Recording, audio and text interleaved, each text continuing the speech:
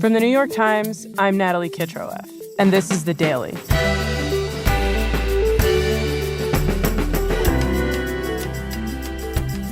Outmanned and outgunned in what has become a war of attrition against Russia, Ukraine has looked for any way to overcome its vulnerabilities on the battlefield. That search has led to the emergence of killer robots. Today, my colleague Paul Mozur on how Ukraine has become a Silicon Valley for autonomous weapons and how artificial intelligence is reshaping modern warfare.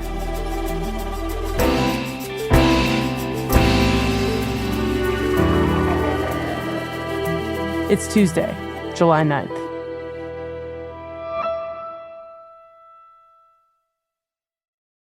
Paul, when we've talked on the show about the applications of advanced artificial intelligence, one of the scarier ideas has been that militaries around the world could use it to make autonomous killing machines, i.e., killer robots.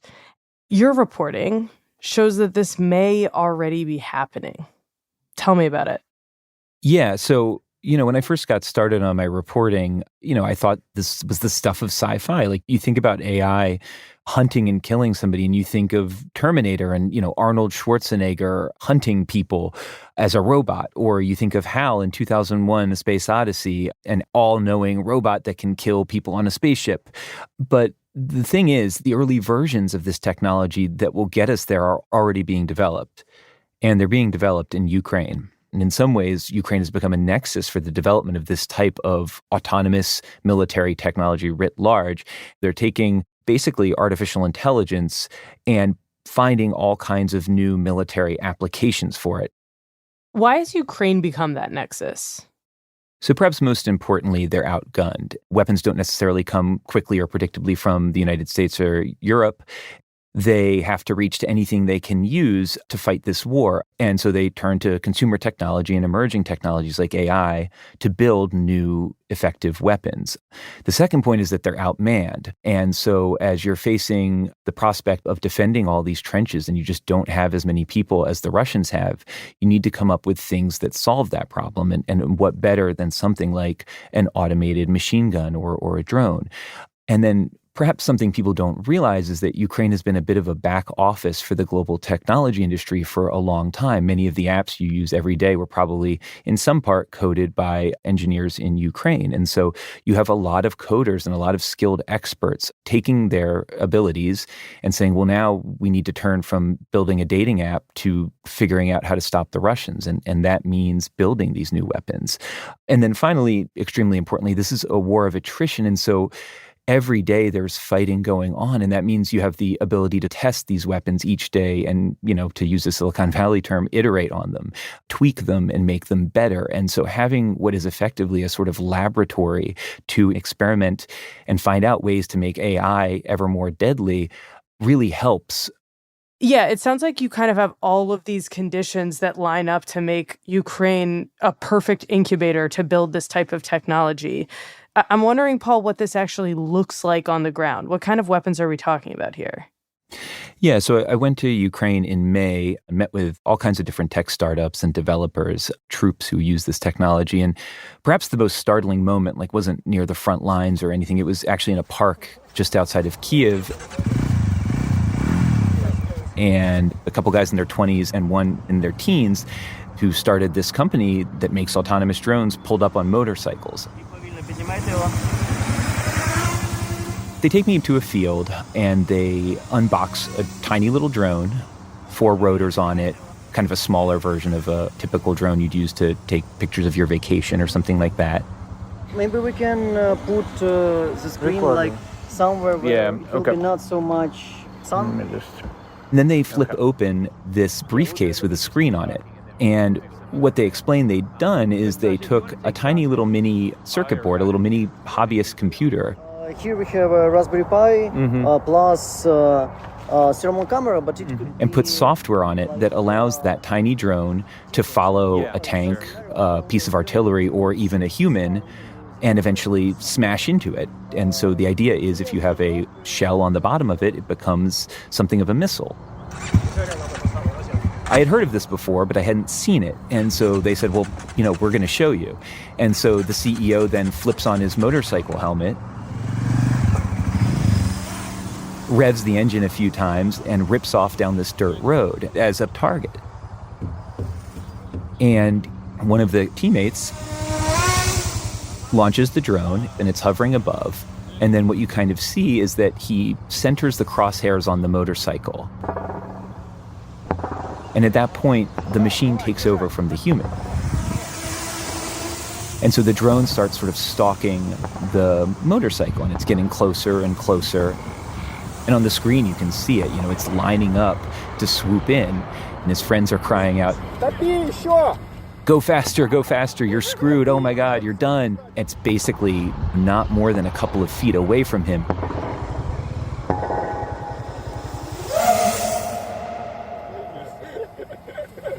Okay, it was really close. And they hit a button and turn off the autonomy, and the drone flies back up into the air, and they're laughing. And it's a funny moment because they were able to run down their CEO, but the darker reality of it is that if this was an armed drone with a shell and they hadn't hit that button at the end, their CEO would be a goner. And this is the technology that is already being used on the Ukrainian front lines to hit Russian targets. It's kind of amazing. What you're seeing is the computer take over for the young startup guy in tracking down and targeting his CEO as he's swerving on his motorcycle. And that's why this technology is so powerful, right? This is not a remote control drone. This is a drone powered by artificial intelligence that's making judgments on its own. Yeah, and I think what's important to realize about these guys is, they're not doing something that miraculous. What they're doing is they're taking basic code that is around, combined it with some new data from the war, and made it into something entirely different, which is a weapon. And what this automation system adds to it is one of the great protections against these tiny types of drones is radio jamming. And so if you can break the signal between pilot and drone, you can stop that drone from swooping in on your expensive weapon system. But what this does is it doesn't matter what the pilot sees. Once they hit that lock with the help of this AI software, it will keep going. And so you all of a sudden are completely helpless to stop it unless you shoot it out of the sky. It's kind of insane. I mean, we're talking about basically autonomous kamikaze drones. Tell me about the other forms of AI that you saw. Yeah, so if you imagine that single kamikaze drone, the next step is to make a swarm of those kamikaze drones. And so there are a few companies who are building swarms of drones. And so what they're testing now is you have a single 4-rotor drone that watches over the battlefield, but then it has its own little pack of kamikaze drones, and it can choose a target and identify a target. And, it's constantly searching with its camera, and it sees a tank, and it can then dispatch one of those drones to go in for a hit. And one of the companies I spoke to called Swarmer recently tested that technology and hit a target 60 kilometers away. Wow. So, this is, again, not a very expensive thing. This is hardware that costs thousands of dollars, and they're hitting weapon systems 60 kilometers away with incredible precision. Another thing that is emerging is a sort of autonomous machine gun turret. And so what this uses is computer vision that, you would have on a lot of surveillance cameras, or even on your iPhone, your smartphone, it will sort of circle a human and identify it. So you take similar technology and you put it on a machine gun. And that machine gun can then automatically see targets as they move. And then all it takes is a human to press the trigger, and it's already sort of being tested right now. Some of it's already, achieving kills and taking out targets. Paul, did you see the automated machine gun in action?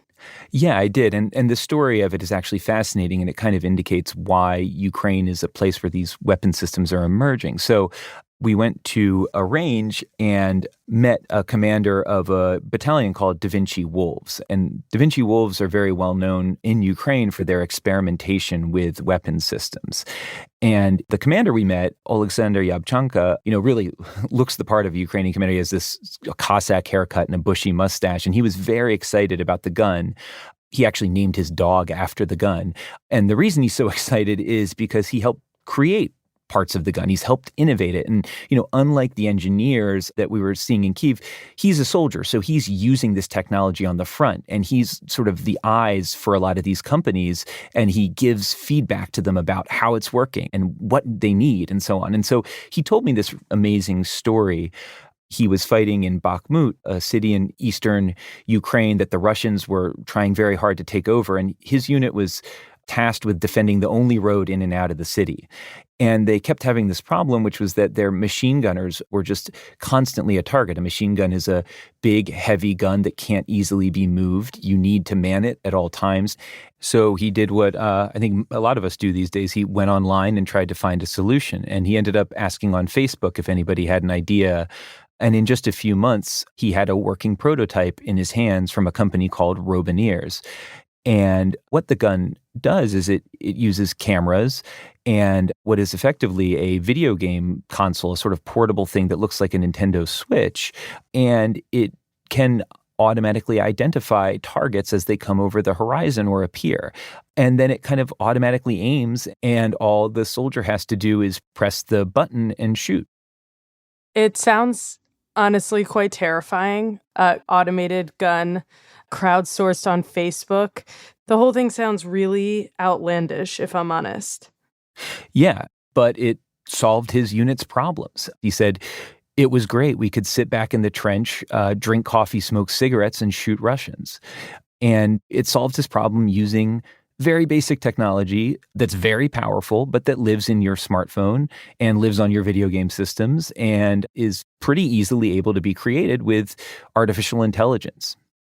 Paul, you've said this technology has been quite effective in Ukraine, but just to express a dose of my skepticism here, I think many of us interact with AI through ChatGPT or Gemini, and we've seen the kind of hilariously bad answers those systems can produce. Like, we can't even depend on AI to solve a crossword puzzle.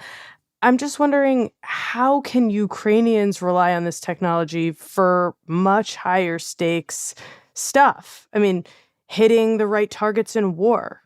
Are they finding that their AI is making mistakes? We don't really know the answer to that. We do know that the systems work pretty well, and part of the point is that they're supposed to be cheap, so they don't always have to work. If they work 80% of the time and they're cheap, that's okay. I will say that another reason why they want the human in the loop who can turn off the AI is that they're afraid of friendly fire and hitting the wrong target. There's an ethical consideration, but there's also just a very practical one that this tech could go wrong and go at the wrong person or identify the wrong thing, and they need to be able to turn it off.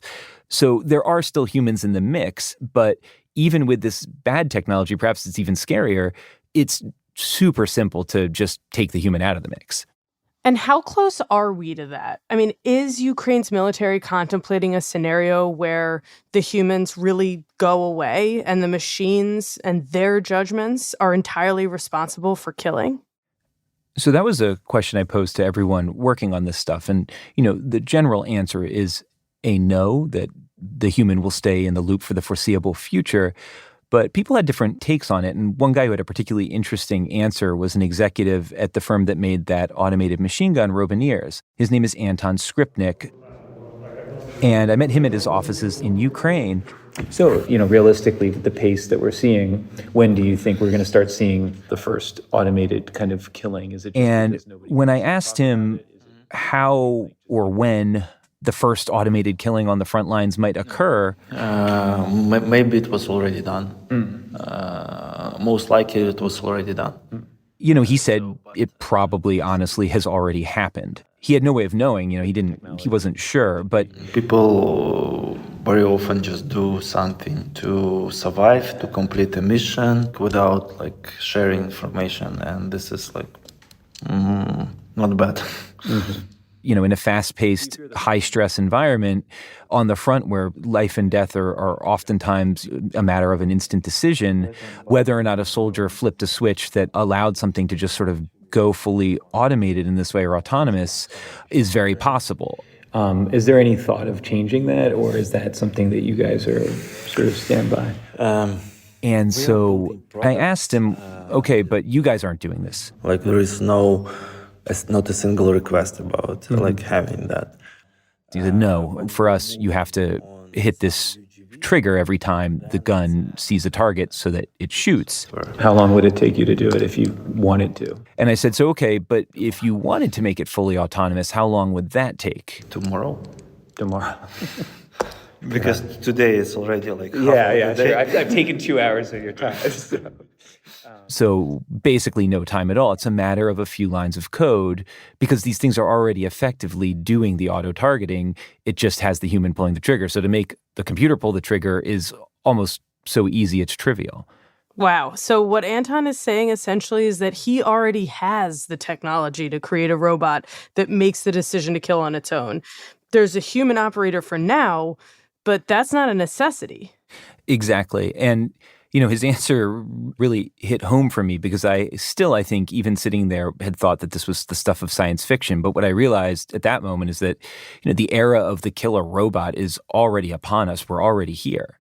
And, that raises just a huge number of ethical and moral questions about the future of warfare, the future of accessibility to these kinds of weapons, and, what it requires to kill a human being in the future.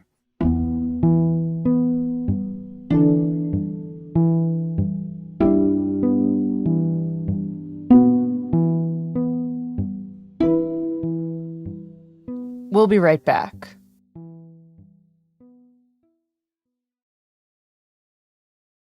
Paul, you started to get into the potential moral questions raised by a world where robots need no human input at all to make decisions about killing people.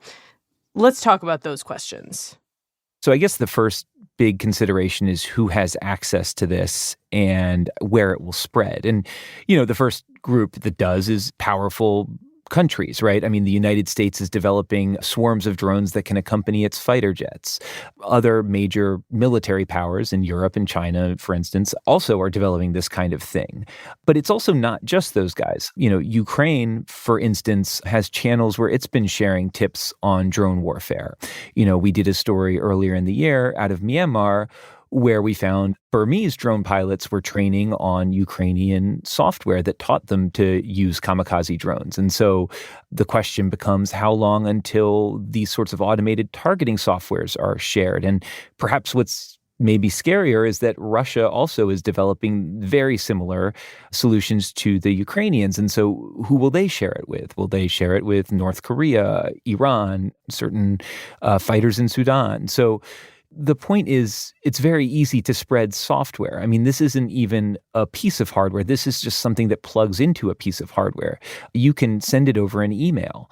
And the guys that we talked to in the field who are flying the drones, one of the problems they had with their technology when they showed it to the Ukrainian military is that it wasn't encrypted. So the Ukrainians were afraid that if their drone crashed behind enemy lines without blowing up, the Russians could take the little mini computer, download the code, and use it to build their own system and hit the Ukrainians. So software spreads incredibly fast and incredibly easily, and it's going to be extremely hard once these solutions are developed to stop them from going almost anywhere. It's not hard to imagine a dark website that allows you to sell all manner of autonomous drone attack systems. Right. There was one U.S. official I was speaking with who has huge concerns about the terrorism implications of this. So, I mean, it's not hard to imagine. I mean, take a drone, for example. You could fly something in from 20, 30 miles away and becomes extremely difficult to defend against.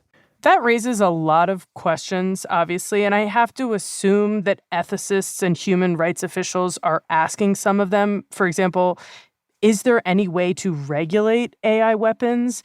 Can we put limits on their use? Yeah, so this is something that's been debated, in the UN by panels of experts for years, but we never really get to anything particularly concrete, in part because countries are already in an arms race to develop these things. And every time anybody proposes some kind of a rule, it's vetoed, if not by the United States, by China, by Russia, by other countries in Europe. But There are some basic principles that ethicists sort of rally behind, things like keeping a human in the loop so that the human makes the ultimate decision, even if there's automated targeting going on. And that's the sort of line the Ukrainians are standing behind. But again, there's really not much out there to stop any of this from going wherever it wants to go. And honestly, it feels like we're already heading in that direction. Paul, in listening to you this whole time, I've been wondering how we should think about this idea of software making the decision about who lives and dies. Because on the one hand, I have to say the idea of robots hunting down humans is truly frightening. But on the other hand, it's not as if humans are known for their restraint in war. I mean, right now we're witnessing 2 wars in Ukraine and in Gaza where human-led military campaigns have killed tens of thousands of people, many of them civilians. And so I'm wondering, in your reporting, have you come to think of this technology as in any way better or a more precise form of warfare? Yeah, so I think what was interesting is some of the technologists building this that I spoke with did make this case. And their logic goes something like, if we have robots fighting robots, humans aren't dying. If we can put rules inside the software, no, say children will be killed by this weapon. We can prevent it from doing certain things that maybe a really bad human would do. And you could maybe even create spaces like the front line where just nobody can step foot, for 4 kilometers on either side because the weapons are so deadly. And so how can you move forward in either way? And you just create a perfect stalemate. But I guess history shows us, in my understanding of history at least, that that's not the way this will probably go. And that every time in the past we've seen a breakthrough in weaponry, oftentimes it's just meant more devastating weapons get created. I thought back to Alfred Nobel, who famously thought dynamite would end war. And of course, it simply made more powerful, deadly bombs. And it feels like that is the kind of future that we are treading into. But I just think that it's very hard to sit where we are, in a place that's not at war, and tell people building these things that are weapons to defend their families and their friends who are going off to war against an invader to stop doing it because it could make us unsafe in the future. And even some of the ethicists I spoke with who are very opposed, who have dedicated their careers to fighting against autonomous weapons, they would throw up their hands and say, well, I can't really argue with the Ukrainians. One of the Ukrainians I spoke with who's making autonomous drone systems said, you show me a hypothetical victim and I'll show you a real dead soldier and, a family that now has to live without him. And that leaves you in a very hard place because you kind of have sort of a runaway train. You can't morally argue for people to stop building things to defend themselves, yet what they're building basically secures a future that will be far more dangerous than the present that we live in. And as long as this war in Ukraine goes on, we are going to see more advanced systems get developed. And I just don't know how we avoid a future in which we have ever more powerful, ever more autonomous weapons. And that's pretty scary.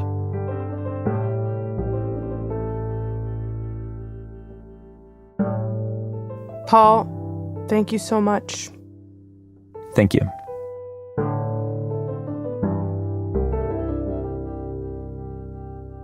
On Monday, Russia launched one of the deadliest assaults on Kyiv since the first months of the war, striking Ukraine's largest children's hospital as part of a barrage of bombings across the country.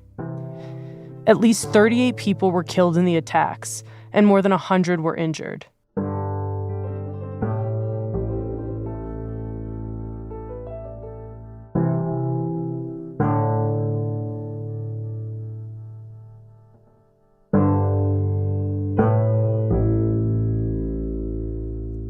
We'll be right back.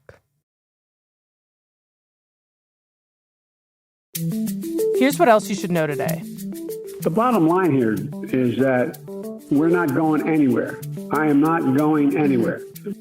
On Monday, in a move to save his candidacy, President Biden told congressional Democrats in a letter and on MSNBC's Morning Joe that he would not withdraw from the race, and accused those asking him to step aside of being routinely wrong about politics. I don't care what those big names think.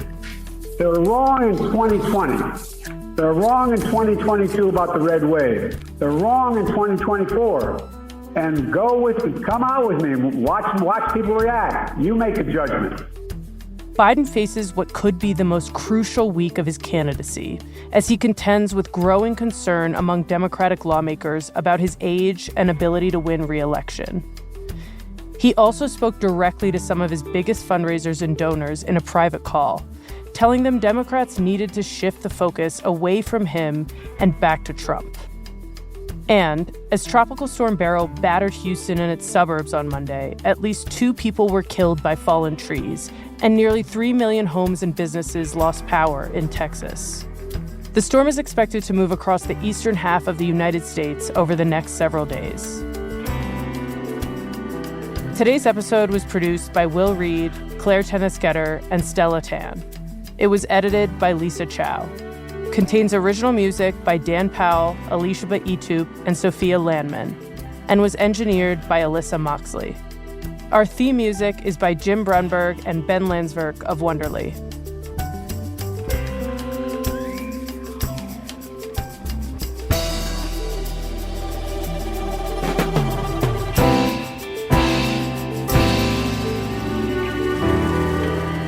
That's it for The Daily. I'm Natalie Kitroeff. See you tomorrow.